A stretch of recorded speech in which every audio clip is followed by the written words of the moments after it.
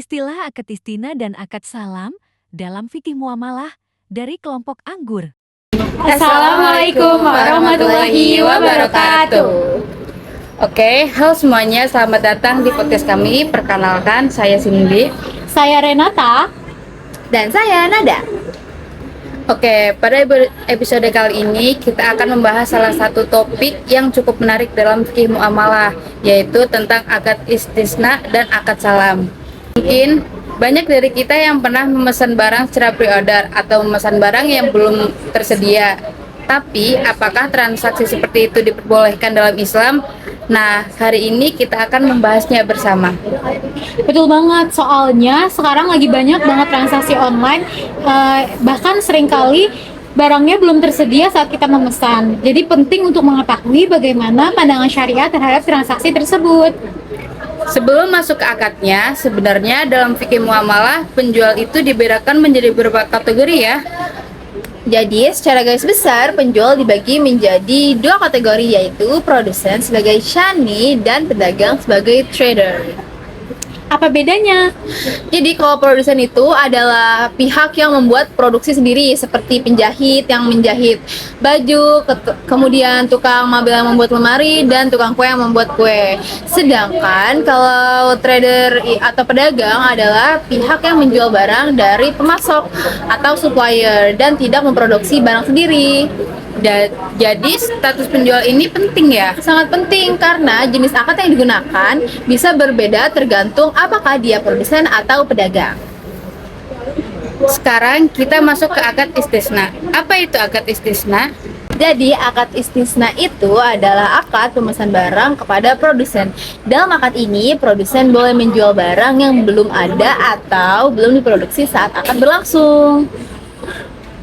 Berarti kalau saya memesan kue ulang tahun seminggu sebelum acara, itu termasuk istisna? Bener banget, saat kamu memesan, kuenya kan belum ada. Namun karena penjual adalah pihak yang akan membuat kue, transaksi itu diperbolehkan. Selain kue, contoh lainnya apa? Contoh lainnya itu seperti tukang jahit yang membuat seragam sekolah, kemudian tukang mabel yang membuat lemari, kemudian juga seperti tadi contohnya tukang kue yang membuat kue atau memesan rumah kepada kontraktor. Semua itu termasuk contoh akad istisna karena barangnya dibuat setelah ada pesanan. Berarti dalam Islam menjual barang yang belum ada tidak terlalu dilarang ya? Betul, jika dilakukan oleh produsen dengan akad istisna maka diperbolehkan. Nah, bagaimana kalau yang menjual bukan produsen tetapi pedagang? Kalau pedagang, aturannya beda. Pada dasarnya, pedagang tidak boleh menjual barang yang belum dimilikinya. Kenapa nggak boleh? Karena ada resiko ketidakjelasan atau gohor. Misalnya, seorang menerima pesanan sepatu, padahal dia sendiri belum memiliki sepatu dan belum bisa tahu apakah barang itu benar-benar bisa didapatkan atau tidak.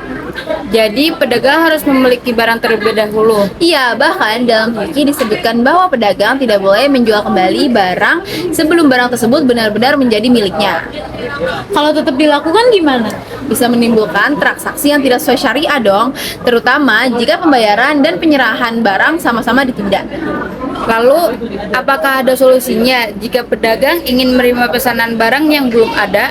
Solusinya adalah menggunakan akad salam. Apa yang dimaksud dengan akad salam? Nah, jadi akad salam adalah transaksi jual beli di mana pembayaran dilakukan secara penuh di awal akad. Sedangkan barang diserahkan kemudian sesuai waktu yang telah disepakati. Jadi, uangnya dibayar sekarang, barangnya diterima nanti. Betul banget. Apakah akad ini memiliki dasar dalam Islam? Iya, jadi akad salam diperbolehkan berdasarkan hadis Nabi Muhammad SAW yang diriwayatkan oleh Bukhari dan Muslim. Dalam hadis tersebut dijelaskan bahwa ukuran, takaran, dan waktu penyerahan barang harus jelas. Lalu, apa aja sih syarat akad salam menjadi sah? Jadi ada 5 nih syaratnya. Yang pertama, pembayaran harus dilakukan secara tunai dan harus di awal akad. Kedua, spesifikasi barang harus jelas, baik jenis, ukuran, kualitas, kuantitas maupun jumlahnya. Ketiga, waktu penyerahan barang harus jelas dan disepakati bersama. Keempat, barang yang dipesan tidak boleh bergantung pada sumber tertentu yang belum pasti hasilnya. Maksudnya gimana? Nah, misalnya seseorang memesan 1 ton kurma dan misalkan bahwa kurma itu harus pada suatu panen tertentu. Ini resikonya kalau kebun itu gagal panen, barang yang dijanjikan mungkin tidak tersedia.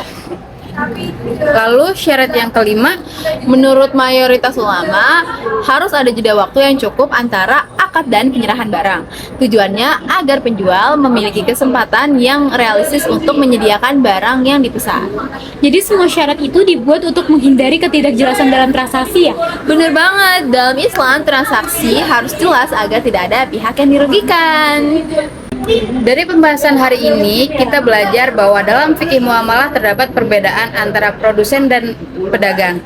Jika barang dipesan kepada produsen yang membuat barang tersebut, maka akad yang digunakan adalah istisna.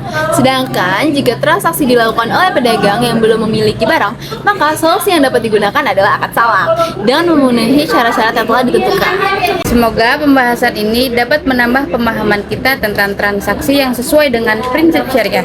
Terima kasih sudah mendengarkan podcast kami. Sampai jumpa di episode berikutnya. Assalamualaikum warahmatullahi wabarakatuh.